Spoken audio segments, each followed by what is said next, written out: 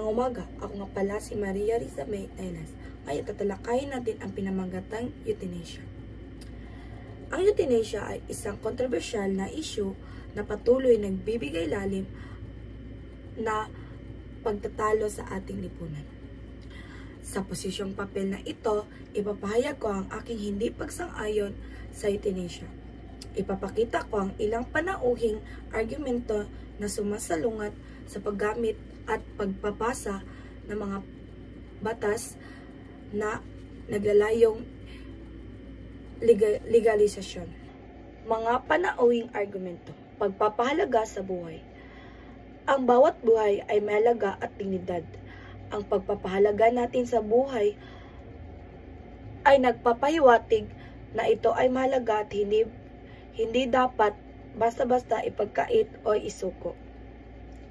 Ang pagsuporta sa euthanasia ay nagpapahayag na may mga sitwasyon kung saan dapat natin ipagkait ang buhay at bigyan permission ang nagpapatuloy sa kamatayan.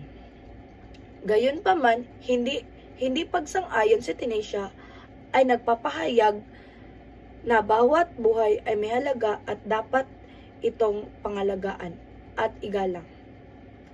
Kahit sa mga panahong ng hirap at karamdaman. Epekto sa lipunan.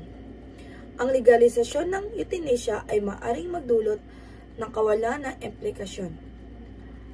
Ito ay maaaring magdulot ng pagbaba ng tiwala sa mga profesional na nasa larangan na pangalaga ng ating lusugan.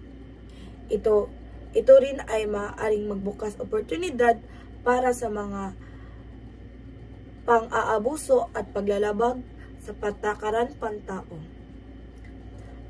Ang pagtanggap na euthanasia ay maaaring magdulot ng pagkabahala at pagkawalan ng tiwala sa mga taong na sistema ng pangangalaga sa kalusugan. Responsibilidad ng kamalian. Ang euthanasia ay malaking responsibilidad ng pagkakamali kahit na may patakaran at prosesong inilantag. Hindi maiiwasan na magkaroon ng hindi inaasahang pangyayari at kapabayaan. Ang pagbibigay kapangyarihan sa mga taong nagdedesisyon sa ukol sa buhay at kamatayan ay nagdadala ng panganib ng pagkakamali at pag-aabuso. Lalo na sa mga pasyenteng hindi kaya magpasya ng malinaw o limitasyong kakayahan. Sa kabuuan, hindi ako sumusuporta sa euthanasia. Ang kahalagahan ng buhay ay epekto sa lipunan at posibilidad na pagkakamali ay ilan lamang sa mga panauhing argumento laban dito. Sa halip na euthanasia, dapat bigyang pansin ang iba't ibang alternatibong solusyon ng pang-unlad ng hospisyo at palliative care at ibang paraang pangangalaga sa may malalang sakit.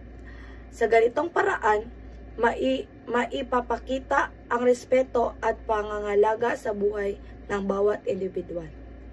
Yun lamang po, salamat sa pakikinig.